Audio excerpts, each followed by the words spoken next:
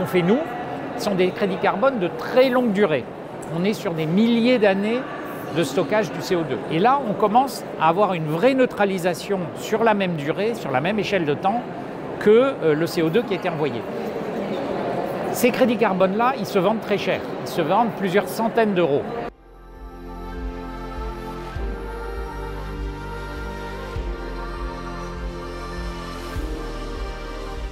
On a un modèle en fait, qui est assez simple vu de loin. On prend des résidus agricoles qui sont aujourd'hui pas valorisés, qui terminent souvent jetés dans les champs, brûlés, etc. Ces résidus ils contiennent du carbone, puisque les plantes en poussant captent du CO2 par photosynthèse. Et ce carbone, on va l'extraire, le stabiliser en chauffant à très haute température. Et en sortie, on va avoir un produit qui va ressembler un peu à du charbon. Ça va être une espèce de poudre noire, ça s'appelle du biochar.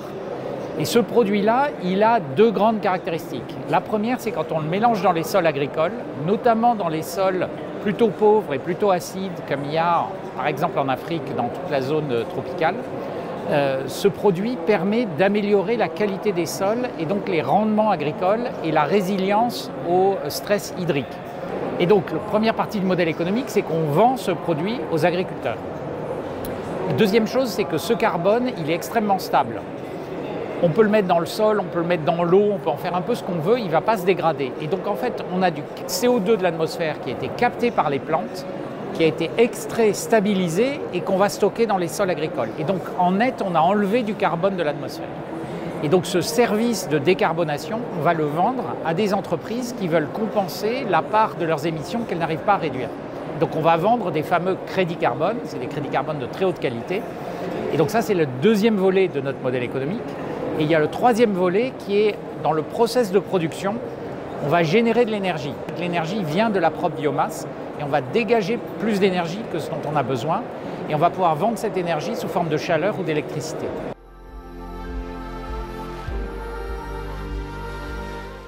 Alors, il y a plusieurs dimensions. Il y a une dimension un peu évidente, qui est notre produit permet de réduire la dépendance aux intrants agricoles et aux engrais, dont une grande partie est importée en Afrique.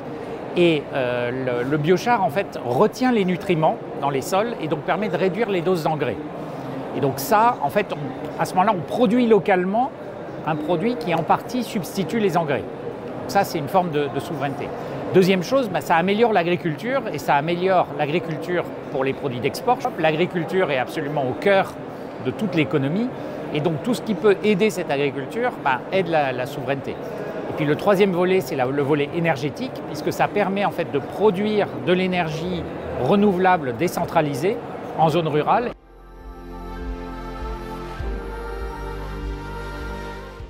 Dans l'accord d'entrée dans le capital de Net Zero de l'OCP, il y a la création du joint venture pour développer ensemble l'activité en Afrique. On a commencé à regarder 5 pays prioritaires, le Sénégal, la Côte d'Ivoire, le Nigeria, le Kenya et la Tanzanie. Voilà, en plus du Cameroun. Progressivement, on étendra. On se donne un horizon plutôt moyen terme. On va parler au gouvernement, mais on va aller parler tout en bas, aux coopératives, aux producteurs, etc. Et on va essayer de monter, notamment le premier site dans chaque pays, il est assez important parce qu'il va servir de démonstrateur. Donc il ne faut pas qu'on se loupe. Et on va essayer de monter cet écosystème avec une supply chain amont et aval pour que ça réussisse.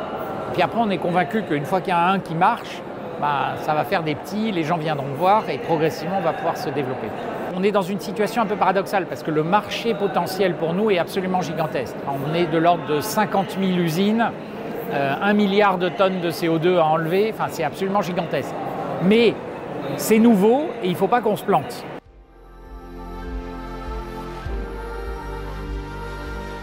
En gros, il y a 3 types de crédits carbone. Il y a des crédits carbone qu'on appelle des émissions évitées. C'est-à-dire, par exemple, je protège une forêt et je dis cette forêt, elle était déforestée historiquement, ça a envoyé du CO2 dans l'atmosphère, je la protège et donc j'évite des émissions. En théorie, c'est très bien. En pratique, c'est extrêmement difficile de démontrer que parce que, d'abord, que la forêt est vraiment protégée et même si je protège une forêt, le besoin de déforestation de bois, par exemple, mondial ne change pas. Donc, en fait, je vais aller déforester ailleurs. Ça, c'est des crédits carbone qui sont extrêmement remis en cause. C'est des trucs qui se vendent 2, 3, 4, 5 euros. Deuxième type de crédit carbone, les séquestrations de carbone par des processus naturels. Alors, le truc le plus évident, c'est la reforestation. Donc Donc là, je dis je plante des arbres, le carbone va être stocké dans les arbres, et là, j'ai réellement enlevé du CO2. C'est beaucoup plus mesurable. Le sujet, c'est que c'est une séquestration de carbone temporaire, parce que l'arbre, rien ne dit que dans 100 ans, il sera toujours là. Et d'ailleurs, dans 100 ans, il sera sans doute plus là. Et donc là, on enlève du carbone de l'atmosphère pour quelques décennies. Mais ça ne permet pas d'avoir une vraie neutralisation. Ça, c'est des crédits carbone qui se vendent 20, 30 euros le crédit carbone. C'est mieux que le premier, mais ce n'est pas parfait. Et puis ensuite, il y a ce qu'on fait nous, ce sont des crédits carbone de très longue durée. On est sur des milliers d'années de stockage du CO2. Et là, on commence à avoir une vraie neutralisation sur la même durée, sur la même échelle de temps que le CO2 qui a été envoyé. Ces crédits carbone-là, ils se vendent très cher. Ils se vendent plusieurs centaines d'euros. Donc, ce n'est pas la porte ouverte au greenwashing. Une entreprise qui achète des crédits carbone à ce prix-là, c'est qu'elle est vraiment sérieuse dans sa logique de décarbonation. Sinon, il ferait du greenwashing à 3 $ ou 3 € le crédit carbone. Le GIEC dit qu'il faut 5 à 10 milliards de tonnes de CO2 enlevées par an en 2050 pour un monde dit net zéro qui respecte les accords de Paris. Les scientifiques disent on ne s'en sort pas si on n'arrive pas à enlever du CO2 parce qu'on n'arrivera pas totalement à décarboner notre mode de vie, notre industrie, notre agriculture qui est une très grosse émettrice de gaz à effet de serre. Et donc il va falloir ces crédits carbone. Donc on n'est pas du tout dans le greenwashing, on est vraiment dans la science. Et les entreprises qui achètent ce type de crédit carbone, si elles voulaient faire du greenwashing, elles dépenseraient 100 fois moins pour acheter des indulgences et puis dire regardez mon produit est carbone neutral.